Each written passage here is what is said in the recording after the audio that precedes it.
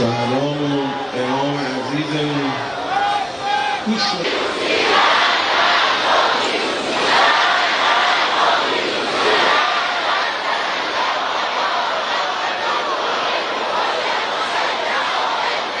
مهدیست که با شهادت رهبر شهیدمان بسته ایم. الله اکبر.